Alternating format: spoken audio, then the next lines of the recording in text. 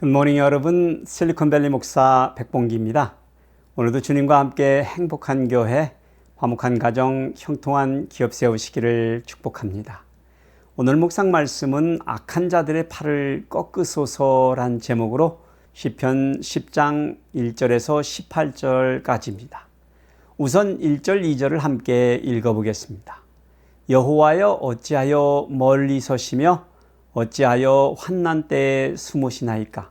악한 자가 교만하여 가련한 자를 심히 압박하오니 그들이 자기가 베푼 꾀에 빠지게 하소서. 아멘.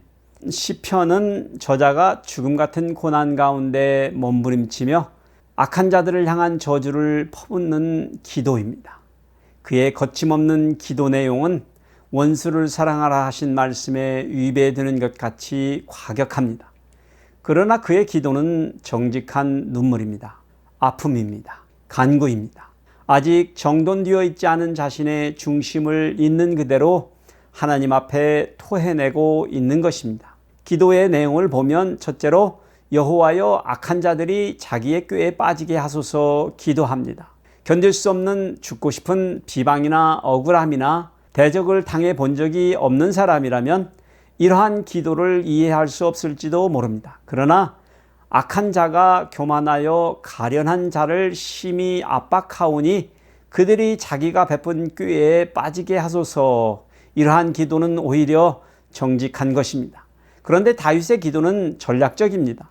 저들 악한 자들이 어떻게 여호와를 배반하여 멸시하는지, 그들이 어떻게 하나님이 없다 말하는지, 그리고 하나님은 너무나 멀리 떨어져 있어서 하나님의 심판이 그들에게 미치지 못하리라고, 그러니 그들이 대대로 형통하리라고 하나님을 조롱한다고 그들을 고발합니다.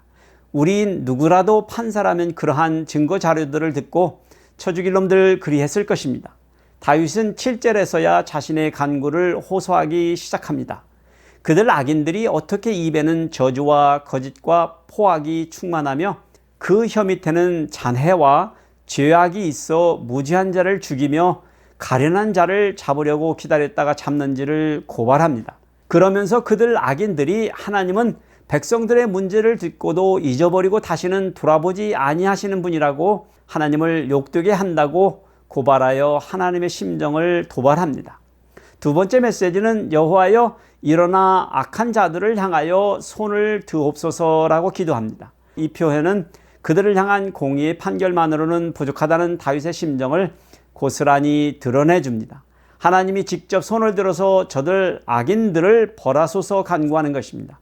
다윗의 기도는 여전히 전략적입니다. 자신이 알고 있는 하나님께서 어떤 분이신지를 상기시키는 기도를 합니다. 사실 그의 기도는 건방진 기도입니다. 하나님 당신은 가난한 자를 잊지 아니하시는 고아를 도우시는 이십니다. 그러니 여호와여 일어나옵소서, 하나님이여 손을 드옵소서라며 하나님은 감찰하시는 하나님이 아니냐고 주장하는 악한 자들을 왜 내버려 두려 하시나이까라고 지속적으로 하나님의 마음을 격발시키려고 한 것입니다. 외로운 자들이 주를 의지함은 주는 재앙과 원한을 감찰하시고 주의 손으로 갚아주시기 때문이라며 다윗의 기도는 계속됩니다. 세 번째 메시지는 여호와여 악한 자들의 팔을 꺾으소서라고 기도합니다. 저들 악한 자들의 팔을 꺾고 저들에게서 죄를 찾을 수 없을 때까지 벌하소서 하는 다윗의 기도는 무시무시합니다. 겨우 결론에 다다라서야 다윗의 기도는 진정이 된 듯합니다. 영원 무궁하신 하나님께서 이방 나라들 가운데 왕 중에 왕이심을 선포합니다. 그러니 겸손한 자, 사실은 압제당하는 자를 가리킵니다. 그리고 그들 고통당하는 자들, 고아와 압제당하는 자들을 그들의 하소연을 들으시고 공의로 통치하사 세상의 악한 자들, 세상에 속한 자들이 다시는 그들을 위협하지 못하게 해달라고 기도하고 있는 것입니다. 그렇습니다. 하나님 앞에 나아오는 자들이 가지고 나아올 것은 예물이 아니라 정직한 예배자 자신의 깊은 중심입니다. 그러한 인간의 깊은 감정과 불가능한 요구라도 다 감당하시고 들어주실 수 있는 분은 오직 하나님 한 분뿐이십니다.